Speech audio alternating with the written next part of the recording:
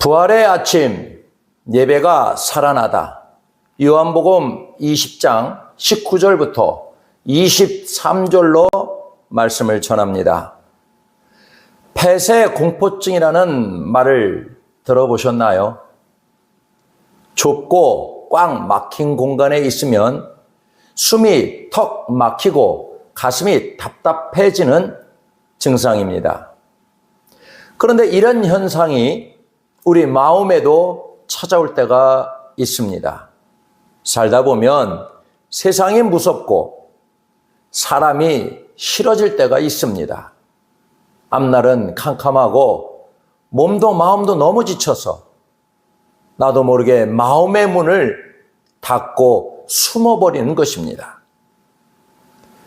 겉으로는 웃으며 성도님들과 인사도 나누지만 정작 속으로는 아무도 내 인생에 상관하지 마라. 나 혼자 이 고통을 견디겠다라며 스스로를 어두운 방에 가두고 계신 분도 계실 것입니다.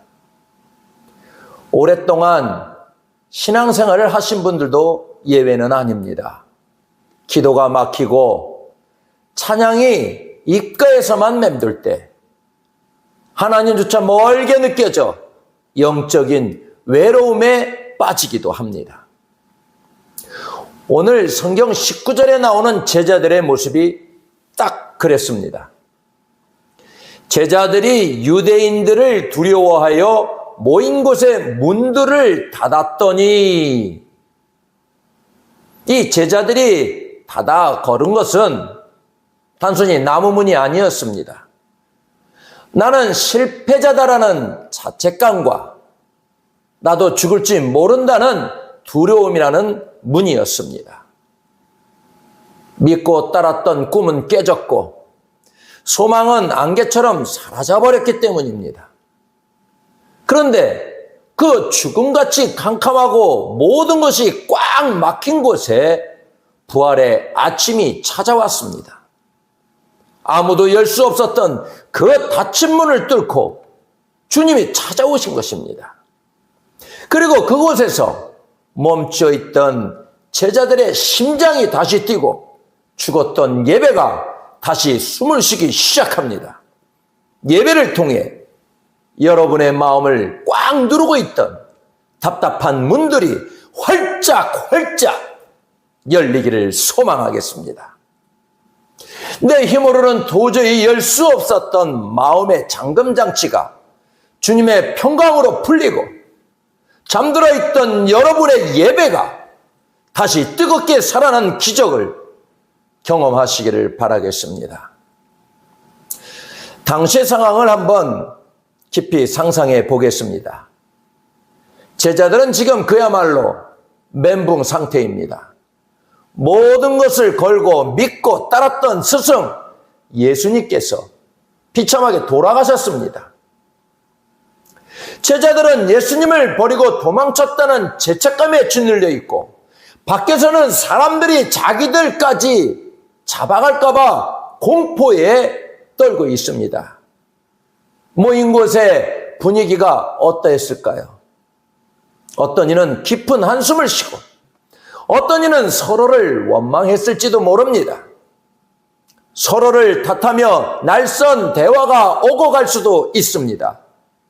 그런데 바로 그 절망과 분열의 순간 아무도 예상치 못한 일이 벌어집니다. 성경은 이렇게 기록합니다. 예수께서 오사 가운데 서서. 여러분, 이것이 예배의 가장 압도적인 은혜입니다. 제자들은 주님을 향해 문을 열어드린 적이 없습니다.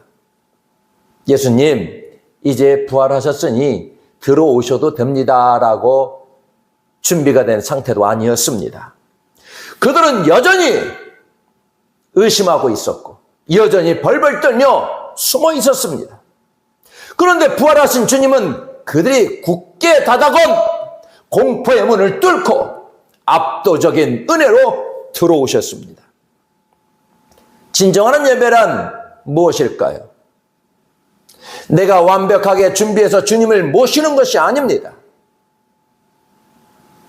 내가 너무 무섭고 힘들어서 마음을 꽉 잠그고 있을 때 주님이 그 절망의 벽을 뚫고 내 인생의 한가운데 나타나시는 시간입니다. 주님은 문 밖에서 서성이지 않으십니다. 우리의 고민의 가운데로 고통의 한복판으로 직접 뚫고 들어오십니다. 여러분이 어떤 무거운 마음을 가지고 이 자리에 앉아 계시든 상관없습니다. 나는 아직 준비가 안 됐어. 나는 너무 지쳐서 주님을 부를 힘도 없어 라고 포기하지 마십시오. 예배는 내 노력으로 주님을 모셔오는 것이 아니라 나보다 먼저 나를 찾아오시는 주님의 사랑을 깨닫는 것입니다. 주님은 오늘 여러분의 문제보다 더 크게, 여러분의 신음보다 더 가까이 이미 여러분의 삶 한복판을 지키고 계십니다. 가운데 서신 주님이 제자들에게 건네신 첫 마디는 너희에게 평강이 있을지어다 라는 말씀이셨습니다. 이 짧은 한마디가 죽음 같은 공기만 가득하던 모인 곳을 거룩한 예배의 자리로 순식간에 바꿔놓았습니다. 사실 제자들은 지금 엄청난 죄책감에 시달리고 있었습니다. 내가 예수님을 모른다고 배신했지. 우리는 다 겁쟁이야. 주님이 나타나셨을 때 그들은 아마 눈도 마주치지 못하고 고개를 푹 숙였을 것입니다. 이제 크게 혼나겠구나. 이제 꾸중을 듣겠구나 싶어서 가슴이 두근거렸을 것입니다. 하지만 주님은 단 한마디의 책망도 하지 않으십니다. 주님은 우리 인생의 진짜 고통이 어디에 오는지, 어디에서 왔는지 너무나 잘 아셨기 때문입니다. 우리의 삶이 힘든 진짜 이유는 돈이 없어서도 아니고 환경이 나빠서도 아닙니다. 바로 내 안에 하나님이 주시는 평안이 없기 때문입니다.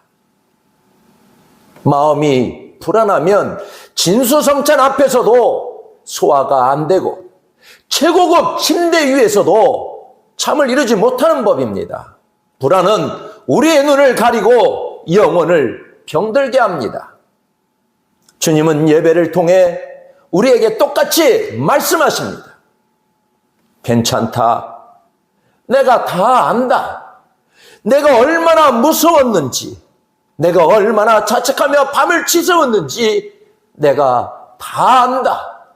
그러니 이제 그만 떨고 내 평안을 지니거라. 이 평안은 밖에서 여전히 위험한 상황이 계속되어도 누릴 수 있는 세상에 이해할 수 없는 평안입니다. 상황은 단 1%도 변하지 않았습니다. 그러나 주님이 내 곁에 계신다는 사실 하나만으로 마음의 소란함은 일시에 잠잠해집니다. 이것이 예배가 살아날 때 우리 영혼에 일어나는 가장 놀라운 변화입니다. 주님은 평안을 빌어주는 말 한마디로 끝내지 않으셨습니다. 제자들에게 자신의 솜과 옆구리를 직접 꺼내 보이셨습니다. 그곳엔 못자국과 창자국이 여전히 아픈 흔적으로 선명하게 남아 있었습니다. 왜 예수님은 영광스러운 부활의 몸에 그 고통의 흔적을 그대로 남겨두셨을까요? 주님은 온몸으로 말씀하고 싶으셨던 것입니다. 제자들은 그 아픈 상처를 보고서야 주님인 줄 알아보고 기뻐했습니다. 예배는 우리가 거룩한 척, 아무 일도 없는 척, 괜찮은 모습으로 나를 포장해서 내보이는 자리가 아닙니다. 내 찢어진 마음의 상처와 주님의 못 박힌 상처가 깊이 만나는 자리입니다. 주님, 저도 말 못할 상처 때문에 마음이 너무 아픕니다 라고 눈물로 진실하게 고백할 때 주님은 당신의 못 박힌 손으로 우리의 상처를 따뜻하게 어루만지십니다. 주님은 우리의 상처를 부끄러운 것으로 여기지 않으십니다. 오히려 그 상처를 통해 새로운 사명을 주십니다. 주님의 십자가 상처가 온 인류를 구원하는 부활의 영광이 되었듯이 예배를 통해 주님의 위로를 경험한 우리의 아픈 상처도 같은 아픔을 겪는 이들을 일으켜 세우는 치유의 손길이 될 것입니다. 우리를 치유하시는 예수님을 만날 때 우리의 아픔은 더 이상 부끄러움이 아니라 하나님 나라의 확실한 증거가 됩니다. 주님의 상처가 우리의 상처를 덮어주실 때 우리는 참된 평안을 얻고 다시 일어설 수 있습니다. 주님은 상처 입은 제자들 만져주신 후 놀라운 선포를 하십니다. 아버지께서 나를 보내신 것 같이 나도 너희를 보내노라. 이 말씀은 예배의 정의를 완전히 바꿉니다. 예배는 세상으로부터 숨어드는 안전한 대피소가 아닙니다. 주님은 은혜의 문을 열고 다시 세상으로 나가라고 명하십니다. 주님은 우리를 교회 안에 갇힌 종교인이 아니라 세상의 어둠을 밝히는 복음의 증인으로 부르셨습니다. 내가 만난 부활의 주님, 이 예배에서 얻은 신비한 평안을 여전히 두려움 속에 갇힌 이에게 나누어 주어야 한다는 것입니다. 예배가 살아나면 매일 마주하는 삶의 현장은 달라집니다. 고단한 일터와 학교, 눈물 섞인 가정이 바로 가장 영광스러운 선교제임을 결코 잊지 마시기 바랍니다. 우리는 본능적으로 압니다. 주님, 그래도 무섭습니다. 세상은 여전히 험악하고 저는 너무나 작고 보잘것없습니다 라고 말하고 싶은 것이 솔직한 우리 마음 아닙니까? 주님은 그런 우리의 약한 마음을 너무나 잘 아시고 가장 확실한 해결책을 주십니다.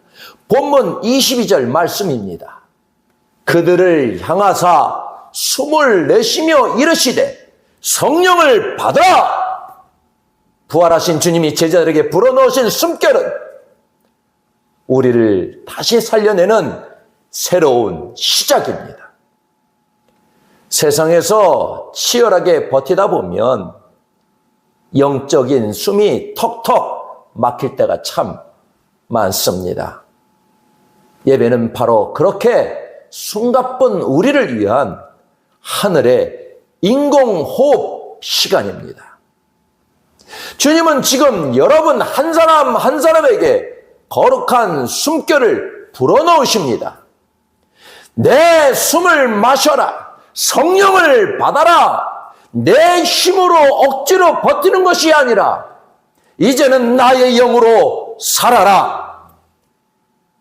성령의 호흡이 내 안에 들어오면 놀라운 변화가 시작됩니다. 내 의지로 간신히 참아내는 인내가 아니라 주님의 사랑으로 넉넉히 이겨내는 능력이 생깁니다. 나를 괴롭히던 이들이 긍휼히 보이고 답답했던 미래는 주님이 일하실 기대감으로 가득 차게 될 것입니다. 주님은 예배를 마친 우리가 세상에서 구체적으로 어떻게 살아야 하는지 본문 23절에서 말씀하십니다. 너희가 누구의 죄든지 사하면 사하여 질 것이요. 우리가 교회 문을 나가서 해야 할 가장 중요한 일은 바로 용서와 기도의 통로가 되는 것입니다. 우리가 살고 있는 세상은 어떤 곳인가요? 작은 실수 하나도 절대 잊지 않고 비난하며 반드시 받은 만큼 돌려줘야 속이 시원해지는 보복의 사회입니다. 하지만 부활의 예배를 경험한 우리는 달라야 합니다. 주님은 우리가 세상의 아픔을 가슴에 품고 하나님께 나아가는 기도의 사명자가 되길 원하십니다.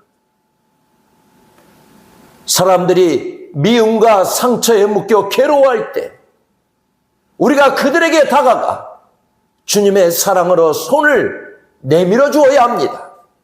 내가 당신을 먼저 용서합니다. 주님이 당신을 정말 사랑하십니다. 라고 진심으로 선포할 때 그 꽁꽁 묶였던 저주와 상처의 사슬들이 풀리기 시작할 것입니다. 만약 우리가 그들을 미워하고 비난하며 그대로 둔다면 그들은 평생 죄의 감옥에서 나오지 못할지도 모릅니다. 하지만 우리가 예배에서 받은 그 과분한 용서를 세상에 흘려보내면 그때 비로소 꽉 막혔던 담이 허물어집니다. 누군가를 용서하고 그를 위해 기도할 때 여러분은 이 땅에서 부활하신 예수님을 가장 닮은 작은 예수가 됩니다. 이 결단이 여러분의 가정과 일터를 천국으로 바꾸는 시작이 되길 소망합니다. 혹시 여전히 두려움 때문에 마음의 문을 꼭 닫고 계십니까? 나 자신에 대한 실망감 때문에 혹은 도저히 잊히지 않는 사람에 대한 배신감 때문에 자신만의 어두운 방에 숨어 계시진 않나요? 걱정하지 마십시오.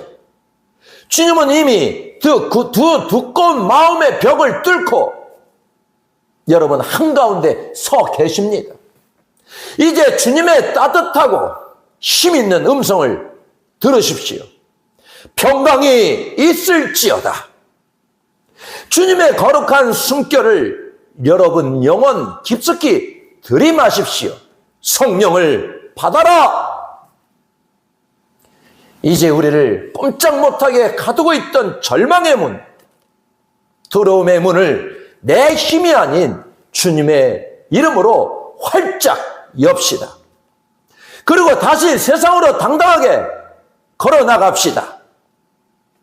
여러분이 발을 내딛는 그곳이 어디든 여러분의 삶을 통해 또 다른 누군가에게 부활의 소망이 전해질 것입니다.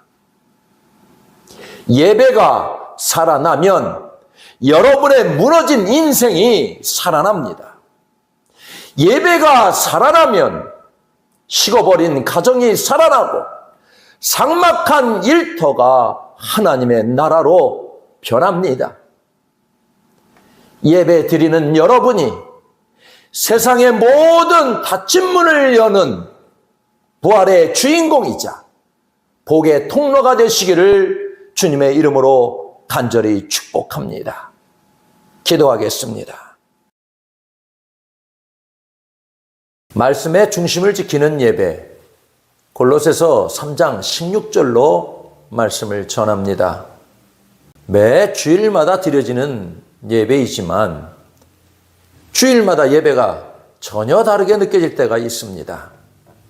어떤 주일에는 찬양만 불러도 눈물이 왈칵 쏟아지고 예배의 말씀이 다 내 이야기 같아서 오늘 정말 은혜 많이 받았다라며 기분 좋게 돌아갑니다.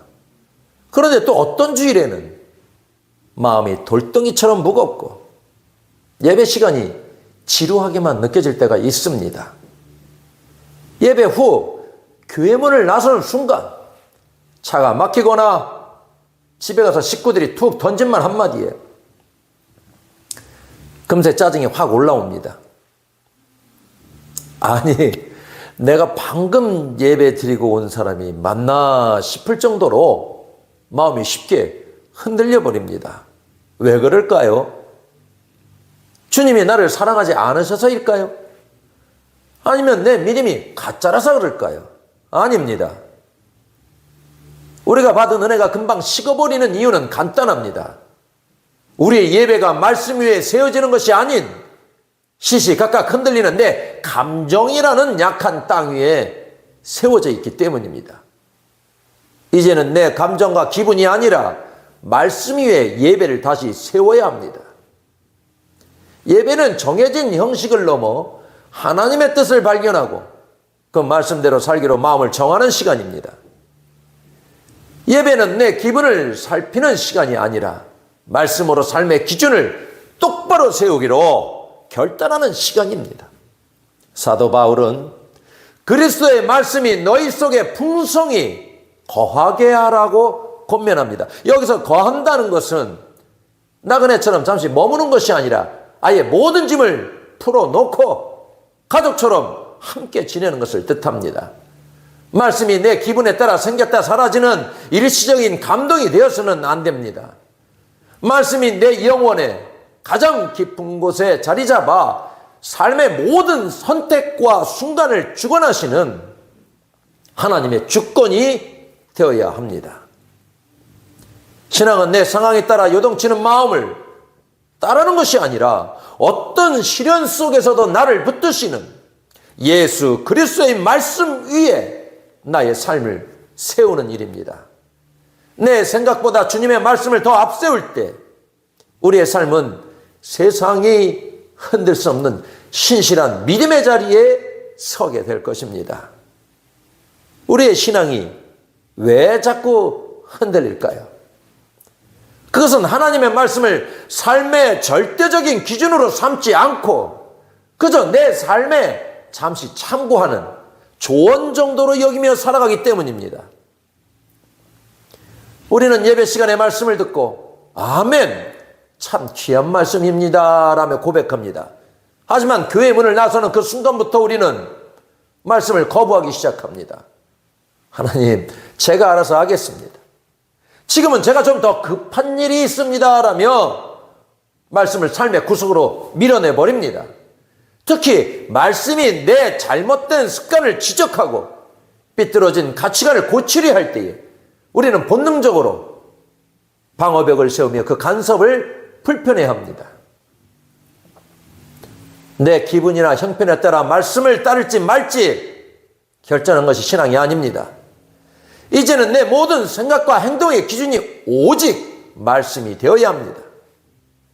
내가 하고 싶은 대로 사는 인생이 아니라 말씀이 가라고 하면 가고 멈추라고 하면 멈추는 삶, 그것이 바로 말씀이 우리 안에 거하는 진짜 모습일 것입니다.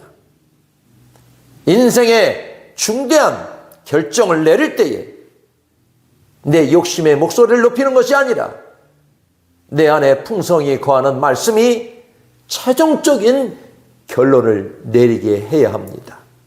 내 판단보다 말씀이 더 강력하게 나를 이끌어갈 때 우리는 세상의 어떠한 시험과 어려움에도 요동치 않는 굳건한 믿음의 사람으로 일어설 수 있습니다.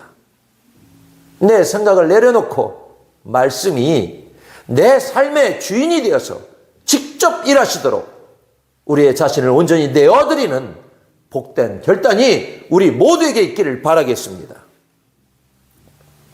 음식의 맛을 제대로 하는 방법이 무엇일까요? 젓가락 끝으로 양념만 살짝 찍어 먹어봐서는 알 수가 없습니다. 음식을 입안 가득 넉넉하게 넣고 먹어봐야 그 풍성한 맛을 알 수 있을 것입니다. 찍어 먹기만 해서는 결코 배고픈 영혼을 채울 수 없습니다. 예배도 똑같습니다. 말씀을 넉넉하게 먹어야 우리 영혼이 든든해지고 예배의 뿌리가 깊어집니다. 그런데 말씀을 그저 맛만 보고 아는 분들이 참 많습니다.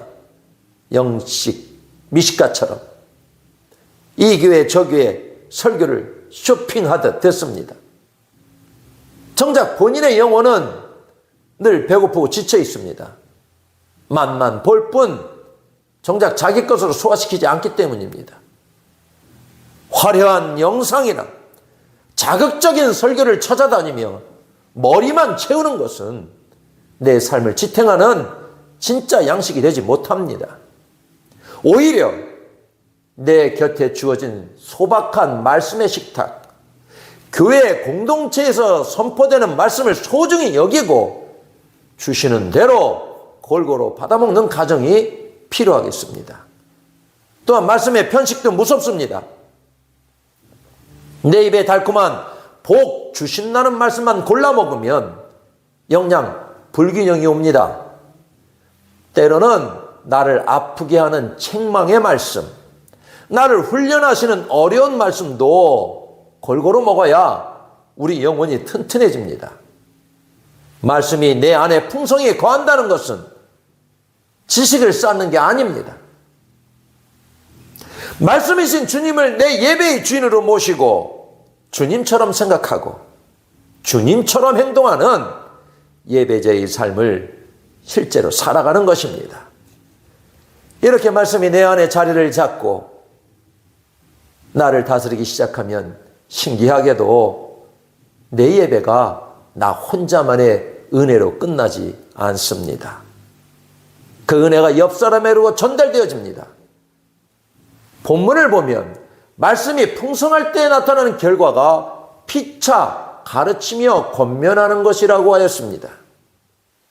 참된 예배는 나 혼자 은혜 받고 끝나는 것이 아니라 말씀 위에서 성도들과 함께 세워져 가는 것입니다.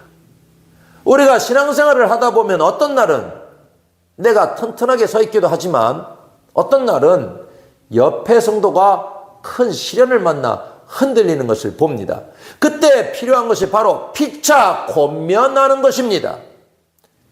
이때는 지혜가 정말 중요합니다. 아무리 옳은 말이라도 지혜가 없으면 상대방의 상처를 후벼 파게 됩니다. 지혜로운 성도는 상대방의 무너진 마음을 말씀으로 조심스럽게 일으켜 세워줍니다. 예배 안에서 우리는 서로에게서 배워야 합니다. 나만 옳다고 가르치는 게 아니라 다른 성도의 삶을 보며 나도 배우고 조언을 받아들일 줄 알아야 합니다. 이 지혜로운 권면을 가장 잘 실천할 수 있는 방법이 바로 기도입니다. 성경이 말하는 기도는 단순히 내가 갖고 싶은 것을 하나님께 요청하는 시간이 아닙니다. 기도는 말씀의 지혜를 가지고 그 사람의 무너진 인생의 벽을 함께 고쳐주는 거룩한 시간입니다. 성도와 성도가 서로를 위해 기도할 때 교회는 세상의 어떤 풍파에도 흔들리지 않는 든든한 요새가 됩니다. 내가 받은 은혜의 말씀을 기도로 이웃에게 흘려보내면 그것은 우리 모두를 살리는 능력이 되는 것입니다. 성도가 신앙생활을 아무리 오래 해도 이 감사와 기도가 빠지면 예배는 금방 딱딱하고 지루한 형식이 되어버립니다. 그래서 성경은 찬송과 감사를 강조하는 것입니다.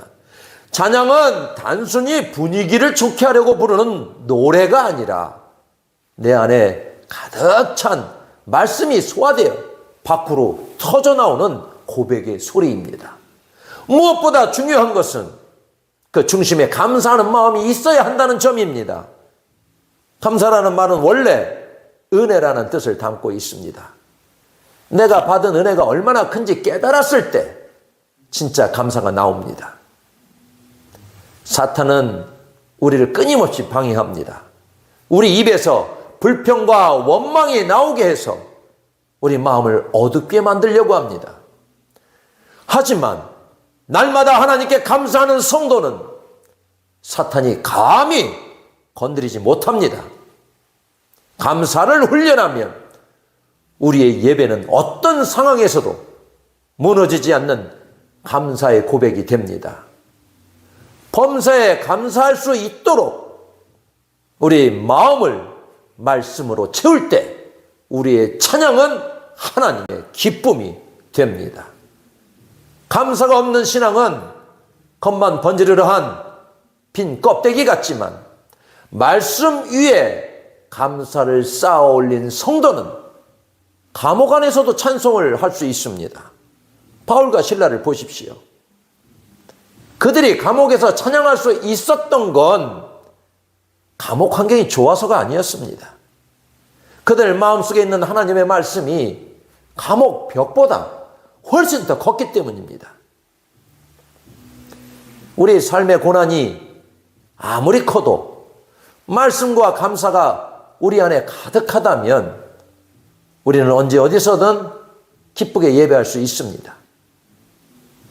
우리가 살아가는 치열한 삶의 현장에서 예수님의 이름을 높이며 사는 것, 그것이 하나님이 기뻐하시는 가장 아름다운 예배입니다. 이제 우리는 세상의 일시적인 것들에 매달려 흔들리던 옛 모습을 가감히 벗어버려야 합니다. 눈앞에 이게 아니라 하늘의 영원한 가치를 바라보는 높은 시선을 가진 사람이 되어야 합니다. 그 높은 시선으로 세상을 바라볼 때 우리는 상황에 따라 마음이 널뛰지 않고 주님과 함께 승리하는 삶을 살아갈 수 있습니다. 세상은 성공을 위해 남을 앞지르라고 말하지만 기독교인은 오히려 내어주고 섬기며 용서하는 삶을 더 소중히 여깁니다. 이것이 바로 하나님을 믿는 사람만이 가질 수 있는 거룩한 자존심입니다. 세상이 우리의 진심을 몰라준다고 해서 서운해할 필요가 없습니다. 우리의 가치는 사람의 박수 소리에 있는 것이 아니라 우리를 가장 잘 아시는 하나님 안에 있기 때문입니다. 당장은 손해보는 것 같고 아무도 알아주지 않는 것 같아도 결국 하나님께서는 우리의 신실함을 반드시 기억하시고 삶의 현장에서 선한 열매로 증명해 주실 것입니다. 그러니 세상의 평가에 흔들리지 말고 하나님이 주시는 당당한 자부심으로 살아가시기를 바라겠습니다. 마음의 평화가 깨지지 않도록 늘 살펴셔야 합니다. 우리의 마음속에 짜증이나 미움이 일어날 때에 예수님이 주시는 평안을 기준으로 삼으셔야 합니다. 내 생각이 아니라 주님 주시는 평안의 결정을 따르면 우리는 결코 잘못된 길로 가지 않습니다. 초대교회 성도들은 모일 때마다 기쁨으로 예수님을 찬양했습니다. 그들은 어려운 형편에서도 늘 감사가 넘쳤습니다. 우리의 예배도 이와 같아야 합니다. 우리가 함께 모여 예배드리는 이유는 분명합니다. 세상의 수많은 목소리에 잠시 가려졌던 하나님의 음성을 다시 듣고 내 삶의 진짜 주인이 누구인지를 기억하기 위해서입니다. 예배는 주일에 잠시 머물다 끝나는 형식이 아닙니다. 하나님의 말씀을 우리 삶의 가장 깊은 곳에 모시고 주님의 사랑으로 내 인생을 차곡차곡 채워가는 거룩한 과정입니다. 말씀이 내 삶의 주인이 되고 성도들과 진심 어린 기도를 나누며 끊임없이 감사가 흘러나오는 삶, 그 자체가 바로 하나님이 가장 기뻐하시는 예배입니다. 우리가 살아가는 세상은 늘 우리 마음을 흔들어 놓으려 합니다. 하지만 인생에 갑작스러운 비바람이 불어올 때 우리를 끝까지 지켜주는 것은 내 지식이나 재산이 아닙니다. 오직 하나님의 말씀만이 영원히 변하지 않는 든든한 반석입니다. 매일의 삶 속에서 말씀의 중심을 똑바로 세우고 그 위를 사랑으로 채워가시기를 바랍니다. 그때 우리의 예배는 세상 그 무엇도 무너뜨릴 수 없는 견고한 믿음의 자리가 될 것입니다. 이제 여러분의 일상 속에서 어떤 결정을 내리기 전에 내 생각이나 욕심이 앞서려 한다면 예배 드린 후 하나님께서 주시는 마음에 따라 결정하시기를 바랍니다. 주님의 말씀을 내 삶의 기준표로 삼는 그 예배가 여러분의 일상을 하나님의 평안 속에 머물게 할 것입니다. 우리 주변의 마음이 흔들려 힘겨워하는 분이 있다면 예배의 자리로 초대하고 진심으로 기도해 주셔야 합니다. 누군가의 무너진 마음을 여러분의 예배와 기도로 든든히 받쳐줄 때 우리의 예배는 모든 어려움을 이겨내는 능력의 시간이 될 것입니다. 어떤 상황에서도 감사의 찬양을 잊지 마셔야 합니다. 내 기분에 따라 흔들리는 신앙이 아니라 말씀 위에 깊이 뿌리 내린 예배의 자로 사시기를 바랍니다. 우리가 말씀의 중심을 지킬 때 하나님께서는 여러분의 삶을 통해 하늘의 평안과 승리를 반드시 보여주실 것입니다. 말씀의 중심을 지키고 감사가 넘치는 예배로 주님과 동행하는 여러분 모두를 주님의 이름으로 축복합니다. 기도하겠습니다.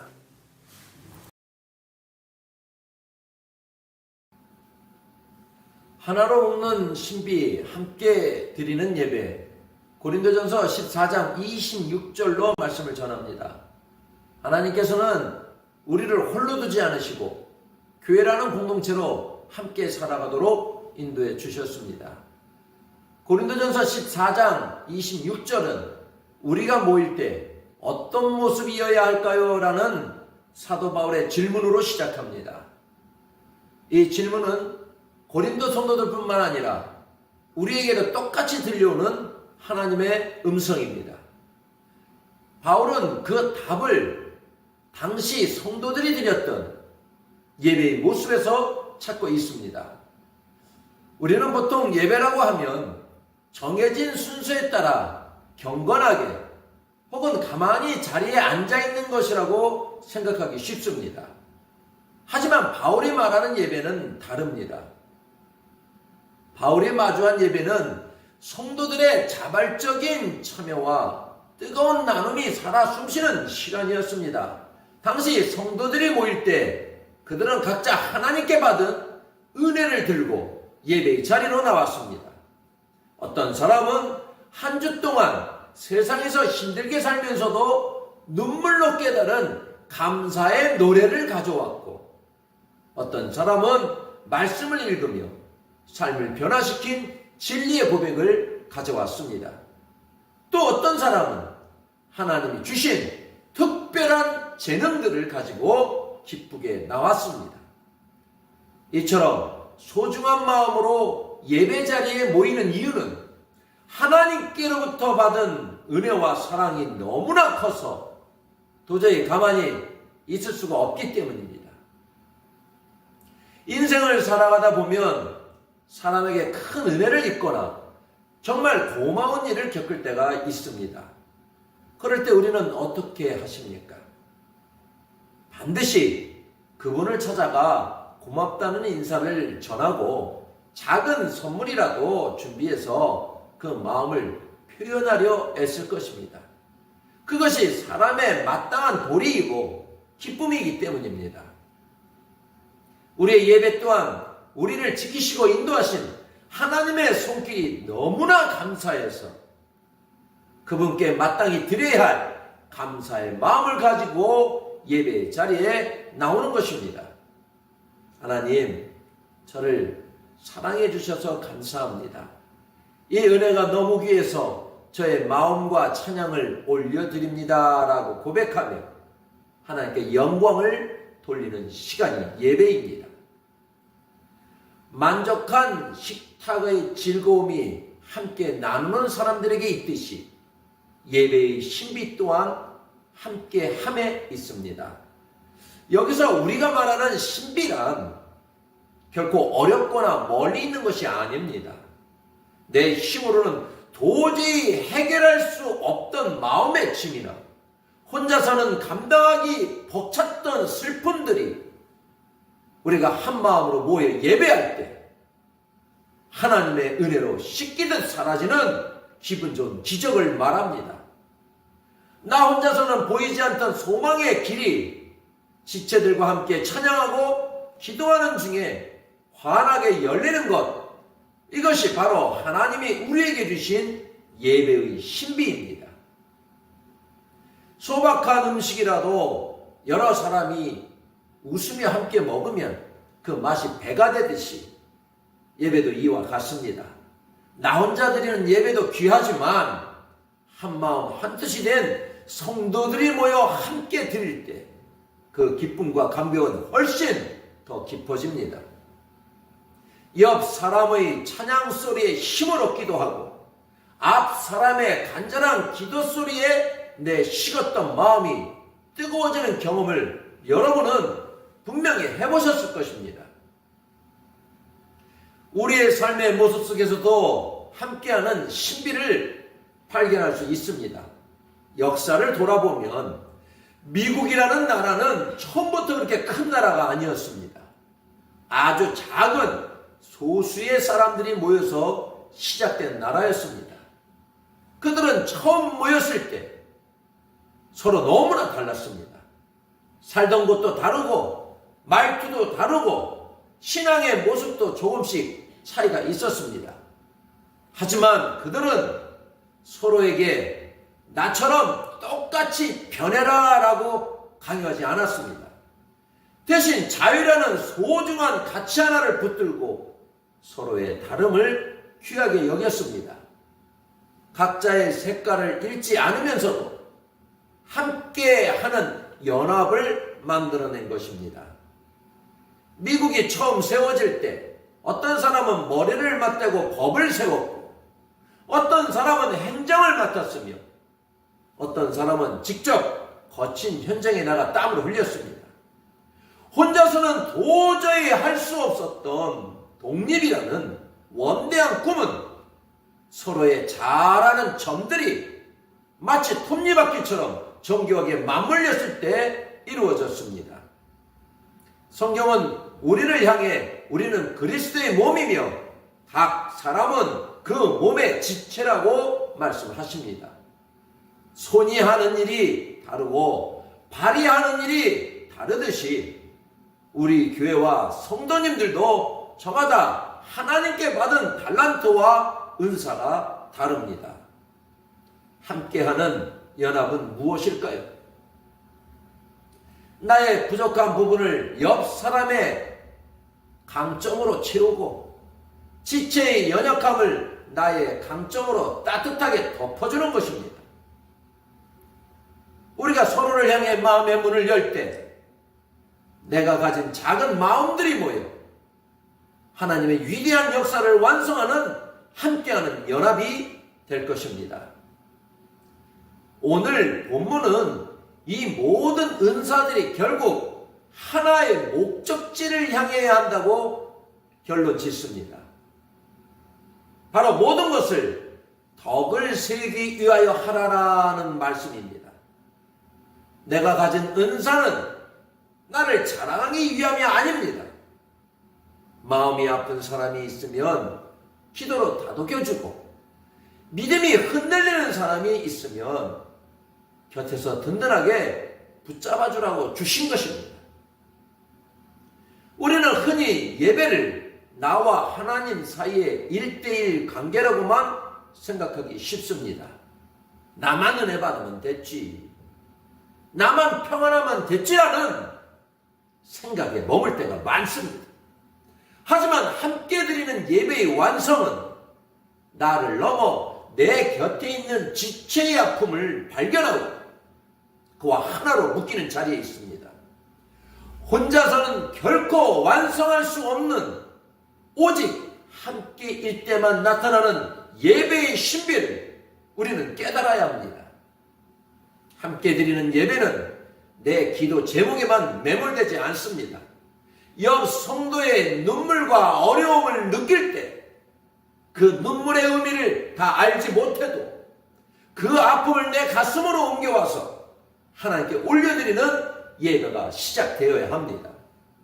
내가 힘이 없어 도저히 예배 드릴 수 없을 때 옆에 있는 지체의 예배가 주저앉은 나를 다시 이렇게 세워주는 경험을 해보셨나요? 그것이 바로 하나로 묶는 신비입니다. 나를 넘어 이웃의 아픔을 끼얹었을 때 예배 공동체는 서로의 눈물을 닦아주는 진짜 가족이 됩니다. 가정에서의 예배도 마찬가지입니다. 자녀를 위해 부모님이 혼자 예배드리는 것도 아름답지만 부부가 하나가 되고 더 나아가 온 가족이 함께 예배드릴 때 그 예배는 얼마나 힘이 있겠습니까? 서로의 목소리를 들으며 같은 마음을 모으는 그 순간 그 가족은 단순히 혈연관계를 넘어 신앙의 동역자가 됩니다. 이처럼 함께 드리는 예배는 혼자서는 감당하기 힘든 무게를 나누어지게 하고 응답의 기쁨을 몇 배로 늘려줍니다. 더 많은 사역은 더 많은 기쁨과 만족이 될 것이고 이웃과 함께 드리는 예배의 마음은 더 많은 축복의 기초가 될 것입니다.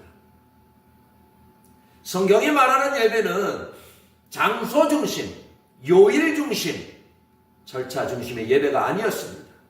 예배의 본질은 신령과 진정이며 성전된 우리가 진리 안에서 바르게 살아가는 삶 전체가 예배입니다. 예수님은 사람이 더러워지는 이유를 외부 행위에서 찾지 않으셨습니다.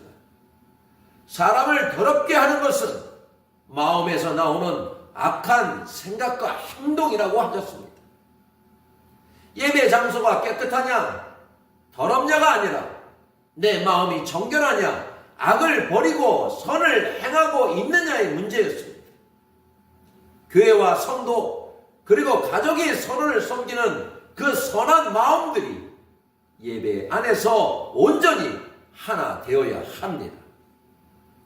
예배를 통해 우리 안에 어두운 생각과 모습은 사라지고 그 자리에 채워진 은혜는 세상을 이길 넉넉한 기쁨이 될 것입니다.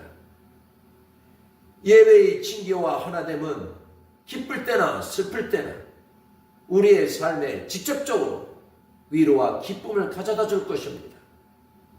즐거운 일이 있다면 함께함을 통해 더 많은 사람의 축하와 축복이 있을 것이고 위로를 받을 일이 있다면 그 역시 함께함을 통해 더 많은 사람들의 위로가 있을 것입니다. 나 혼자만의 예배가 아닌 더 많은 사람들이 함께 드리는 예배가 된다면 얼마나 많은 기적과 축복이 우리에게 있겠습니까? 우리 한 사람 한 사람 각자의 자리에서 예배자로 살아갈 때 세상은 변하기 시작합니다. 내 삶이 곧 예배가 될 때 내가 있는 그곳에 바로 하나님의 나라가 이루어지는 것입니다. 거창한 설교가 아니라 우리의 정직한 삶으로 화려한 찬양이 아니라 우리의 선한 행실로 하나님을 높여드립시다. 보이지 않는 곳에서 서로를 위해 마음을 모으는 그 헌신이 있을 때 소수의 함께 드리는 예배는 세상을 바꾸는 강력한 힘이 됩니다. 나의 은사로 누군가의 눈물을 닦아주고 누군가의 기도로 내가 다시 일어서는 이 하나로 묶는 신비를 경험하시기를 바라겠습니다. 우리가 함께 드리는 예배가 왜 이토록 중요할까요? 하나님께서는 세상을 창조하실 때부터 보시기에 좋았더라고 말씀하셨지만 단 한 가지 좋지 않게 보신 것이 있었습니다. 하나님은 사람이 혼자 있는 것을 안타까워하셨습니다. 단순히 짝이 있어야 한다는 말이 아니라 사람은 서로 어울려 살아갈 때 가장 아름다운 존재라는 의미입니다. 우리는 함께할 때 비로소 완성되는 존재로 지어졌기 때문입니다. 예배도 마찬가지입니다. 하나님께서는 지극히 작은 자들이 함께 모여 서로의 마음을 합하여 함께 드리는 예배를 더 기다리십니다. 예배 안에서 일어나는 연합은 우리 삶의 질서 자체를 바꿔버립니다. 옆 사람의 약함은 내가 섬길 기회가 되고 나의 부족함은 다른 이의 섬김을 통해 채워집니다. 이것이 바로 하나님 나라의 경제학이며 예배의 신비입니다. 우리가 이 신비를 맛볼 때 세상에 줄 수 없는 깊은 안정감과 평안을 누리게 됩니다. 내가 혼자가 아니구나.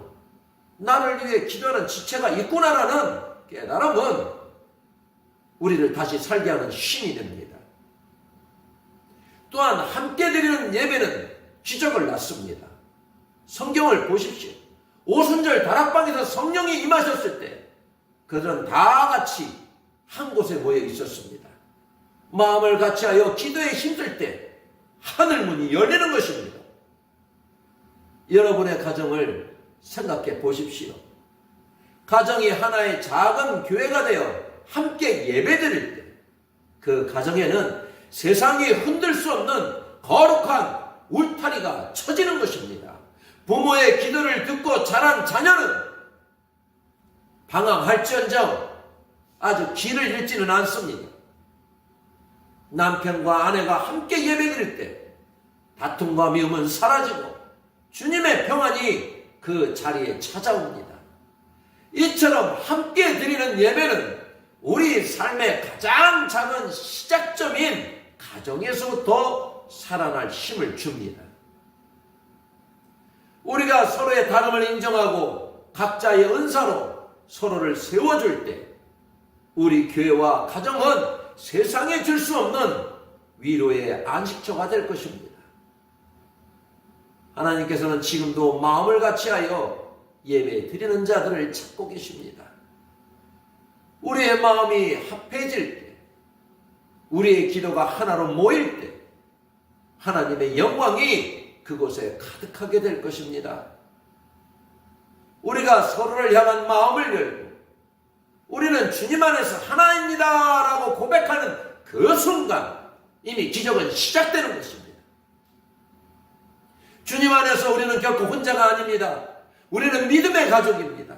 이 사실을 잊지 마시고 세상 속에서 당당하게 하나님의 자녀로 신실한 예배자로 살아가시기를 바라겠습니다.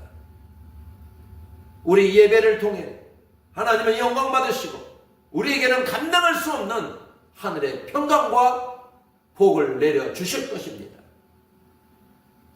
하나로 묶는 신비, 함께 드리는 예배의 주인공이 바로 여러분이 되시기를 바랍니다. 여러분의 모든 삶의 자리가 하나님이 임재하는 성소가 되고 모든 만남이 예배의 연장이 되기를 바랍니다. 다시 한번 강조하지만 하나님은 우리의 중심을 보십니다. 우리가 화려한 찬양을 드리지 못해도 세련된 기도를 하지 못해도 괜찮습니다. 다만 곁에 있는 형제의 손을 잡고 그를 위해 진심으로 눈물을 흘릴 줄 아는 그 한마음이 바로 주님이 찾으시는 최고의 예배입니다. 우리 모두가 그런 진실한 예배자로 거듭나기를 원합니다. 서로를 바라보는 우리의 시선이 따뜻해질 때, 서로를 대하는 우리의 손길이 부드러워질 때 우리의 예배는 세상으로 흘러가게 될 것입니다. 주님께서 우리와 함께 하시길 우리를 통해 반드시 주님의 뜻을 이루실 것입니다. 함께 드리는 예배의 감격 속에서 날마다 승리하는 삶을 사시길 주님의 이름으로 소망하고 축복합니다. 기도하겠습니다.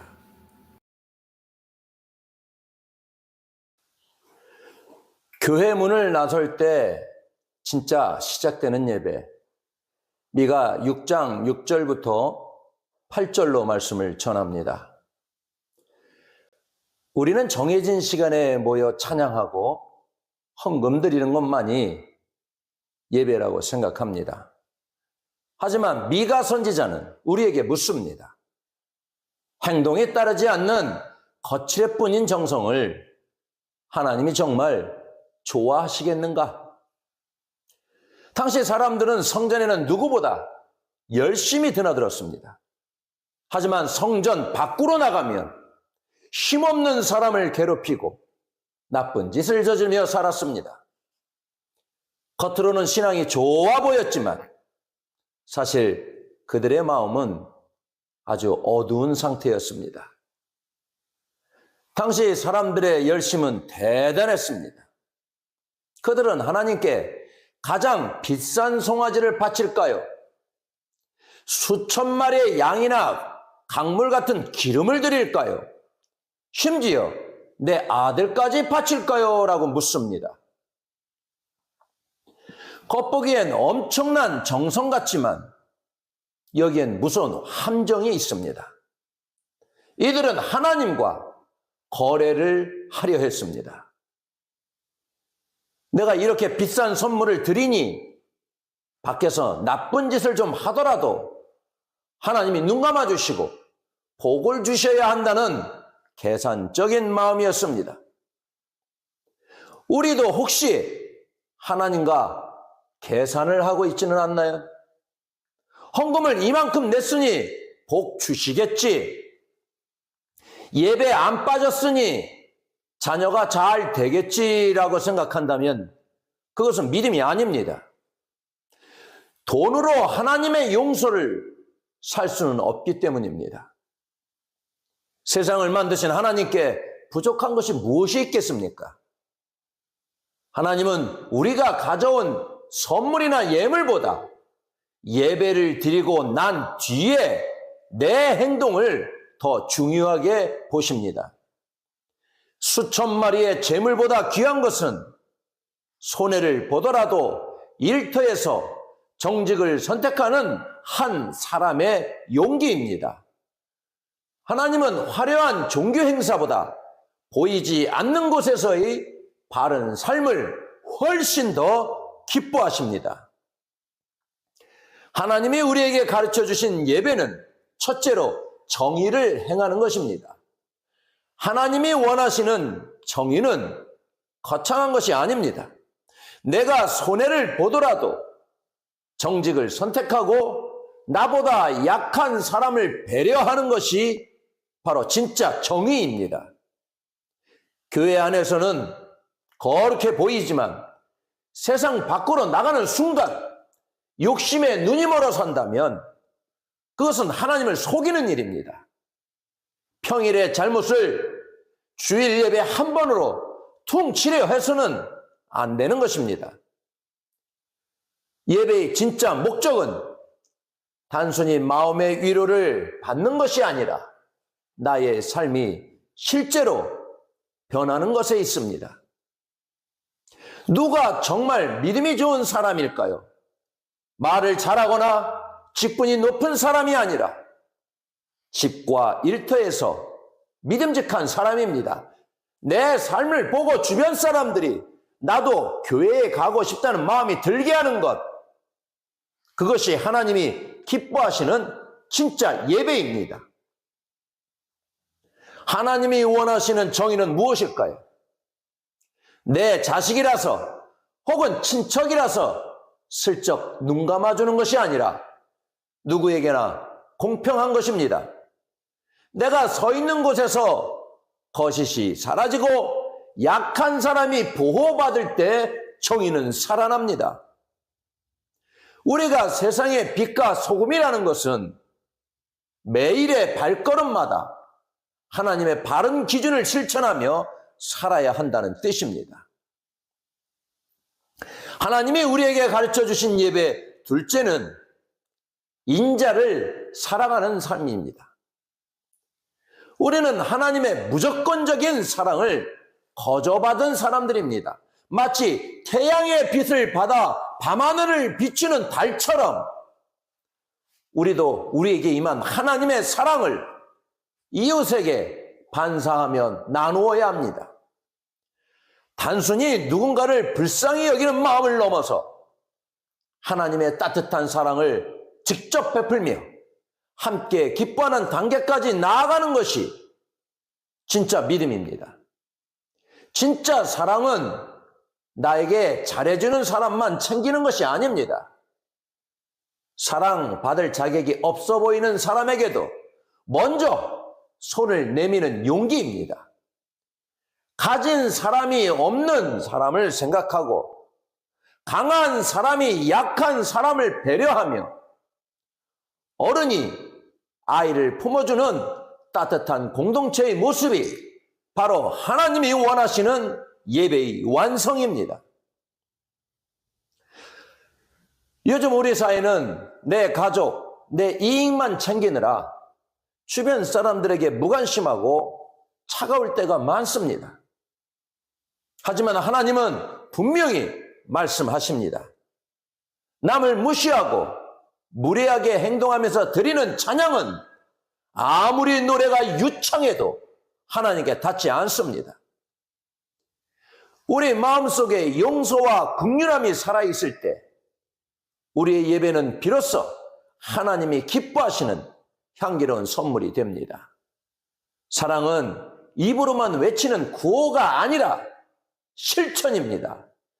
세상에서 누군가의 눈물을 닦아줄 때 그 손길은 성가대의 합창보다 더 아름다운 노래가 되어 하나님께 전달됩니다. 어려운 이웃을 돕는 것은 하나님께 구워드리는 것과 같다는 말씀처럼 여러분이 베푸는 작은 친절과 용서가 예배의 가장 소중한 재료입니다. 하나님께 예의를 다하듯 사람 사이의 도리도 다하셔야 합니다. 그렇게 사랑을 실천하며 사는 사람은 모든 일에서 감사의 이유를 찾아내는 기쁨을 누리게 될 것입니다. 하나님이 우리에게 가르쳐 주신 예배 셋째는 겸손하게 하나님과 함께 걷는 삶입니다. 앞에서 말한 정의와 사랑을 실천하게 만드는 힘은 바로 겸손에서 나옵니다. 겸손은 단순히 고개를 숙이는 예의가 아닙니다. 나는 하나님 없이는 한순간도 살 수 없습니다 라고 고백하며 내 인생의 주도권을 하나님께 완전히 맡기는 태도입니다. 사람은 내 힘으로 모든 것을 할 수 있다고 믿을 때 교만해집니다. 과거의 성공이 내 실력이라고 착각하는 순간 신앙도 삶도 무너지기 시작합니다. 나를 비우고 하나님의 뜻에 민감하게 반응하는 것이 진짜 겸손입니다. 하나님과 함께 걷는다는 것은 주일 1시간만 교회에 머무는 것을 말하지 않습니다. 설거지하는 부엌에서, 바쁜 일터에서, 운전대를 잡은 도로 위에서 주님, 지금 제 곁에 계시죠? 라고 묻고 주님과 발을 맞추는 것입니다. 내 목표를 위해 하나님을 이용하는 것이 아니라 하나님의 마음이 어디에 있는지 살피며 그 길을 묵묵히 따라가는 것이 진짜 동행입니다. 매일의 일상 속에서 이렇게 하나님과 걷기 시작할 때 우리의 평범한 발걸음은 거룩한 행진이 되는 것입니다. 우리가 머무는 그 자리가 바로 하나님이 함께 하시는 가장 소중한 예배의 자리가 될 것입니다. 우리의 사명은 예배를 드리고 교회 문을 나설 때 시작됩니다. 우리는 세상을 향해 보내진 예배자입니다. 우리의 일터와 가정, 그리고 사람들을 만나는 모든 자리가 바로 우리가 드려야 할 진짜 예배 처소입니다. 일상을 하나님이 머무시는 거룩한 곳으로 바꾸는 것이 바로 예배의 완성입니다. 교회 안에서는 거룩해 보이지만 일터에서 내 마음대로 산다면 그것은 하나님을 슬프게 하는 일입니다. 직장에서 정직하게 일하고 동료를 아끼는 마음을 가질 때 그곳에 하나님의 성품이 나타납니다. 가정에서도 마찬가지입니다. 배우자를 존중하고 자녀를 따뜻하게 안아주며 내가 먼저 사랑을 실천할 때 우리 집은 싸움 대신 평화와 기쁨이 가득한 행복한 예배 자리가 됩니다. 나를 싫어하는 사람을 만났을 때도 마찬가지입니다. 마음속으로 몰래 그 사람을 위해 복을 빌어주는 기도를 시작해 보십시오. 누군가를 위해 간절히 기도하는 그 순간 내가 서 있는 평범한 자리는 하나님이 함께 하시는 특별한 것으로 바뀌어집니다. 어디서든 기도를 시작하는 바로 그 순간 그곳이 거룩한 예배의 초소가 되는 것입니다. 정성스러운 제물을 많이 바치는 것보다 더 중요한 것이 있습니다. 바로 내 발걸음이 바른 길을 향하고 하나님과 겸손히 동행하는 것입니다. 교회에서 받은 은혜는 일상의 정직함으로 증명되어야 하고, 뜨겁게 불렀던 찬양은 인내와 사랑이라는 열매를 맺어져야 합니다. 참된 예배는 내가 무엇을 받을까 고민하는 자리가 아닙니다. 오히려 어떻게 하면 하나님을 기쁘게 해드릴까를 먼저 생각하는 마음입니다. 나의 고집을 꺾고 잘못을 뉘우쳐서 하나님을 미소짓게 해드리겠다는 다짐이 우리 마음 중심에 있어야 합니다. 여러분의 바라고 따뜻한 행동을 통해 세상 사람들이 예수님의 향기를 맡게 되기를 소망합니다. 오늘 본문은 겉모습만 번지르르한 신앙이 가득했던 시대를 꾸짖고 있습니다. 당시 사람들은 마음은 쏙 뺀 채 형식적인 종교 생활에만 매달렸습니다. 그런데 지금 우리의 모습은 어떻습니까? 혹시 그들과 닮아 있지는 않나요?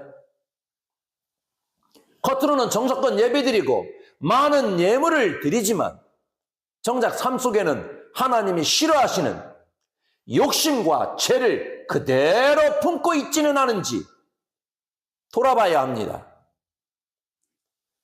하나님께 헌금은 드리면서 세상에 나가서는 하나님의 뜻과 상관없이 내 욕심대로만 산다면 그 예물은 하나님 보시기에 아무런 의미가 없습니다. 하나님은 눈에 보이는 화려한 재물보다 우리가 하나님의 뜻을 따라 바르게 살고 이웃에게 친절을 베푸는 진실한 삶을 더 보고 싶어 하십니다. 예배와 기도가 우리의 일상으로 이어지지 않는다면 그것은 생명력이 없는 죽은 믿음입니다. 주일 예배를 드렸으니 내 할 일은 다 했다고 생각하는 것은 큰 착각입니다. 우리는 교회에서 받은 은혜를 그냥 간직만 하고 있어서는 안 되겠습니다. 대신 그 은혜를 가지고 세상에 나가 어떻게 하면 손해를 보더라도 바르게 살고 속이지 않고 정직하게 살 수 있을까를 아주 진지하게 고민하며 살아야 합니다. 하나님은 우리에게 감당하기 어려운 무거운 짐을 요구하지 않으십니다. 그저 바르게 행동하고 이웃을 진심으로 사랑하며 겸손하게 하나님과 함께 걷는 것, 이 세 가지만 실천해 보십시오. 그럴 때 우리의 예배는 진짜 예배가 되고 우리의 삶 속에 하나님의 놀라운 능력이 나타나기 시작할 것입니다. 이제 우리는 결단해야 합니다. 교회 안에서의 모습과 세상 밖에서의 모습이 서로 다른 삶을 이제는 끝내셔야 합니다. 교회 문을 나서는 순간 내 마음대로 살다가 주일에만 다시 경건한 척하는 모습은 하나님의 마음을 아프게 합니다. 어쩌면 우리의 기도가 응답되지 않았던 이유는 우리의 입술과 우리의 발걸음이 서로 다른 방향을 향했기 때문일지도 모르겠습니다. 참된 예배는 하나님께 무언가를 받아내려는 마음을 버리는 것에서 시작됩니다. 무엇을 받을까를 계산하기 전에 나의 어떤 삶을 드릴까를 고민하십시오. 하나님은 값비싼 선물이나 화려한 재물을 원하지 않으십니다. 내 고집과 교만을 꺾고 정의롭게 사는 삶, 불안함을 종교적 형식으로 달래는 대신 이웃을 뜨겁게 사랑하는 실천을 더 원하십니다. 우리가 일상에서 바르게 행동하고 사랑을 나누며 겸손히 하나님과 함께 걸을 때 여러분의 삶 자체가 하나님이 기뻐하시는 최고의 예배가 되는 것입니다. 화려한 조명이나 웅장한 음악이 없어도 괜찮습니다. 여러분의 소박한 일상 속에서 하나님의 뜻이 이루어진다면 그 순간이 바로 세상에서 가장 위대한 예배가 됩니다. 교회에서의 예배와 세상에서의 일상을 하나로 합칩시다. 그것이 바로 하나님이 우리에게 가르쳐 주신 선한 삶입니다. 오늘 예배를 마치고 나가는 여러분의 뒷모습이 하나님 보시기에 참 아름답기를 축복합니다. 이제 예배 끝났다는 생각 대신 진짜 예배가 시작되었다는 마음으로 자신 있게 세상으로 나아가십시오. 예배의 찬양 소리가 멈춘 바로 그곳에서 여러분의 성실하고 따뜻한 행동으로 더 아름다운 삶의 노래를 들려주시기 바랍니다. 값비싼 재물보다 정의를 실천하고 사람을 사랑하며 겸손히 주님과 동행하는 여러분의 삶을 통해 이 땅에 하나님의 나라가 이루어지기를 소망하겠습니다. 우리의 삶이 예배가 될 때 우리의 기도는 힘을 얻어 하나님의 마음을 감동시킬 것입니다. 그때 하나님의 능력의 팔이 나타나 우리의 삶 속에 놀라운 역사를 이루실 것입니다. 형식만 지키는 종교인이 아니라 삶으로 복음을 증명하는 진짜 예배자가 됩시다. 거칠애를 넘어 본질을 붙들고 내 욕심이 아닌 하나님의 마음을 따라갑시다. 이것이 하나님과 함께 걷는 유일한 길입니다. 우리의 남은 평생이 하나님을 감동시키고 그분이 기쁘시게 받으시는 향기로운 예배가 되기를 주님의 이름으로 축복합니다. 기도하겠습니다.